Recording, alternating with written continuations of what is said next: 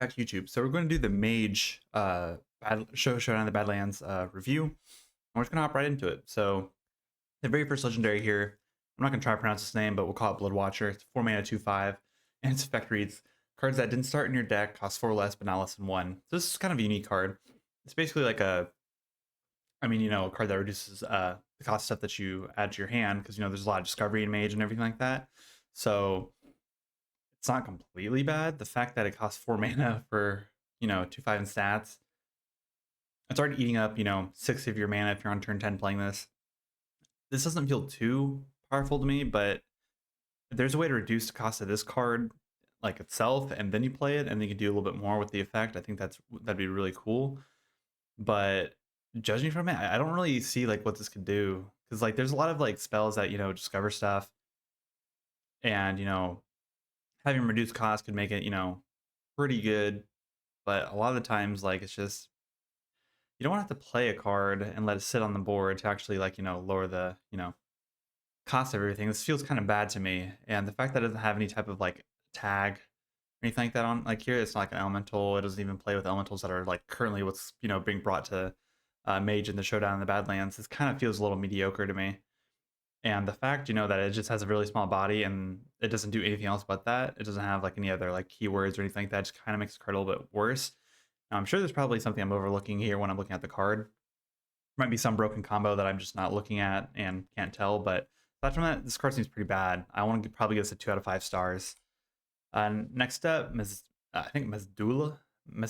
I don't know how to pronounce it. The Fractured 6 mana, 6/5 elemental, battlecry, draw an elemental, split into 2 halves. So from what I understand with how this effect works, it draws an elemental from your deck, and it splits its mana cost and its attack and HP in half to keep its effect. And you'll basically just get 2 copies of it from what I understand. So like if you draw, for example, do we not have any other mage? Like this guy, for example, it's gonna split in half. It's become a 2/1, I think, and it keeps the exact same effect, which is kind of interesting because a lot of the elementals that we saw in the last expansion kind of deals around with like however many elementals you play in a turn, and like the consistency of you playing an elemental every turn gives you bonus effects. So having a legendary that gives you that option of getting multiple elementals with potentially really good effects is actually pretty cool. And the fact that it's an elemental itself and it can be discovered, you could obtain multiple copies of it. I think this card's not too bad, especially since they're trying to bring back Elemental Mage a bit. I think this is a good step in that direction for making that deck a little bit more viable. So I'm gonna give it a 3 out of 5. Next up, Reliquary Researcher. It's a 4 mana 3/5 battlecry. If you excavated twice, cast 2 random Mage Secrets. It's not a bad effect. A lot of the excavate cards aren't terrible, and the fact that the Mage one that we're getting is a battlecry that adds a random 1-cost Titan to your hand is kind of insane. That payoff is really, really big. Just the fact that there's not like too many other good cards that had the excavate effect. Like you have the neutral ones, but like so there's some other classes that have better cards when it comes to excavating and everything like that. But 2 random Mage Secrets isn't terrible. I mean, if, the 2 best ones, Objection, Counterspell, being able to get those is not too bad. Even like Ice Block isn't terrible, and there is a new one here, Azurite Bane. This one's not terrible either. It's not a completely terrible card or secret, I mean. So having the options of getting those is pretty cool, and the fact that it's random and it's like you don't have to pull them from your deck and it doesn't cast them from your deck kind of makes it a little bit more interesting. The fact that there's gonna be a bit more of the randomness to it, and I think there's a pretty high like possibility of actually hitting the good secrets off of this. Playing 2 of these in the deck probably isn't terrible, and it has a lot of value for 4 mana too. And if you've excavated on like what turn 2, turn 3, and you play this on turn 4, that's a pretty good curve out. And I can imagine that that's gonna be actually a decent power buff to the secret mage stuff. And since there's already Mage support in standard right now, or secret support for Mage in standard, we could this card could probably be viable in that. There could be some type of like secret mage that has some excavate type effects to it, and you also get Titans on top of that after all your secrets and all playing your like your cheap secret stuff. It's not bad. I'll give it a 3 out of 5. Okay, so now the new secret that we're getting, Azurite Bane, 3 mana secret. When the enemy plays a card on the turn it inserted their hand, get a copy that costs 0. So if they like draw or top deck a card that has a quick draw effect and they activate it, you'll get that quick draw effect too. Well, not the specific effect, but you'll get that card. Or, you know, if they top deck Reno and they play it, you get that as a 0-cost guy. It's kind of interesting. I don't think that's to be too bad of an effect.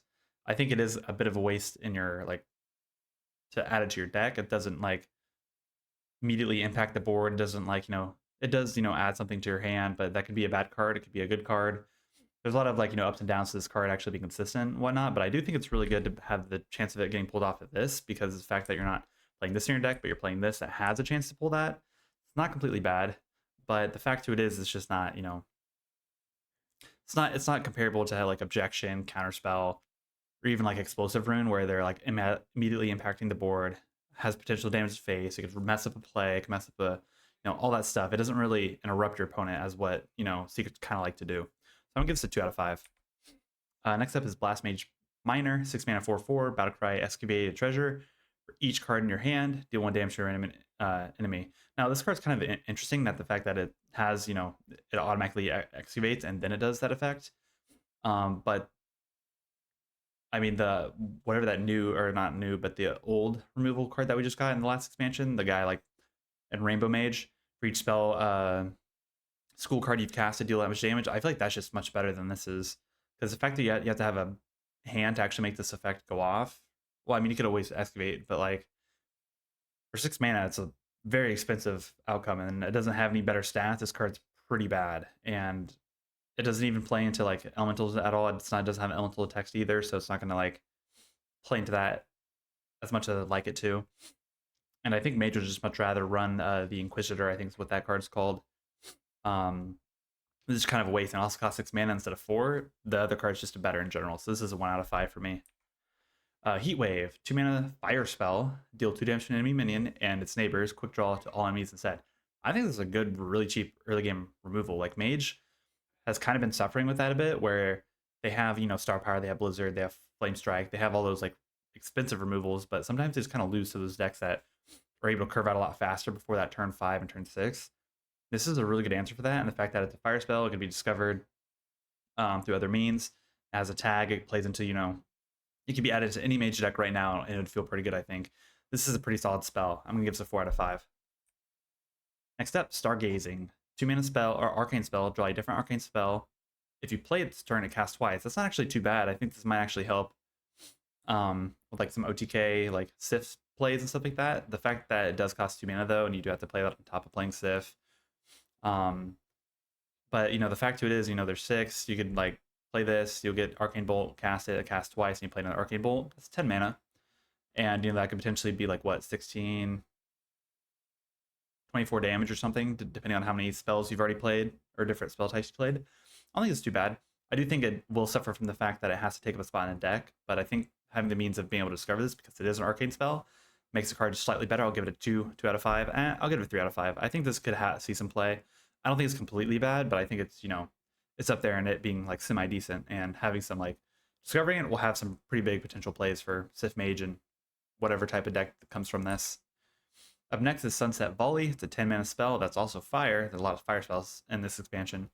Deal 10 damage, randomly split amongst all enemies. Summon a random 10 cost minion. It's kind of an interesting effect. There's been a lot of like effects that have been a little bit better than this in the past. Like there's that Warlock spell from like the Old Gods or something, I think. It was a 3 mana Warlock spell that dealt like 13 randomly split amongst enemy, or I think all minions or whatever. Kind of reminds me of this a bit, but the fact that it's randomly split amongst all enemies is a little bit better than the other card, I think. But the fact it costs 10 mana. You're also getting a 10 cost minion too, but like there's not very many like notable good 10 cost minions. And I guess I could double check on that. I'm actually not 100% sure what other 10 cost guys there are. Go 10, go standard. It's guaranteed be okay. Well, let's see. You can't discover Titans from that. You can get Banjo Soar, DJ Mana Storm, Light Ray. Then a new guy coming called Living Horizon, the Taunt, Divine Shield Elemental guy from Paladin, Gigatotem. You can get the Elk, Deathwing Destroyer. I believe you can get Nephiliton off it. It is a colossal minion. Sea Giant, Sire Denathrius, Swordboard General is not terrible, and I guess Thaddeus is also an option too, so that's actually not terrible now looking at it. Fact is, it does cost 10 mana, but there is some, Fire Streak or whatever that spell is, a 0-mana spell that makes fire spells cost 2 less. It's gonna be not too bad. I'm gonna give it a 3 out of 5. Okay, so next up, we got the Overflow Surger. We already kind of like talked about this guy with the effect, but 4 mana, 3/2, Battlecry, summon a copy of this for each turn in a row you've played an Elemental, and it's also Elemental itself. So I believe how this works is, so it summons a copy for each turn in a row you've played it. So, you know, play something on turn 1, 2, 3, and then you play this on 4. I believe this sums up a good amount of them. So what is that? Exactly 4 copies of it. I don't think it's too bad, but the fact to it is that it has a really small body for 4 mana, and I don't think that's gonna be good. If it was like a 4 mana 3/3 or 3/4, I think that'd be a little bit more interesting. But I think that'd be too oppressive for what it is. The fact that if you go up against Elemental Mage and they curve out perfectly, and then you just drop this down, it's gonna be hard to remove. But there is many decks that have a lot of removals, and this card will probably just be outclassed by that removal. It's not gonna be or this card won't be very viable with all the removal that's currently in standard. So I'm gonna give it a 2 out of 5. Cryo Preservation, 2 mana frost spell, freeze an enemy, excavate a treasure. It's not very good. Like, spending 2 mana to free something doesn't do anything else. Like, it does excavate a treasure, which I mean is not terrible. This is what I'm saying, like where I think Mage is going to be kind of bad now, or at least when it comes to excavating a treasure, because every other deck has better cards that excavate compared to Mage.